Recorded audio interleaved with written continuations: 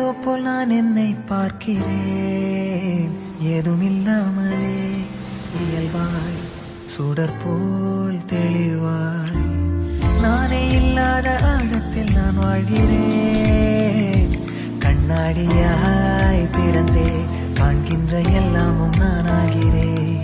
இரு காலின் இடையிலே உரசும் பூனையாய் வாழ்க்கை போதும் அடடா. எதிர்காணும் யாவுமே தீண்ட தூண்டும் அழகா. நானே நானாயிருப்பேன், நாளில் பூராய் வசிப்பேன். போலே வாழ்ந்தே சலிக்கும் வாழ்வை மறுக்கிறேன்.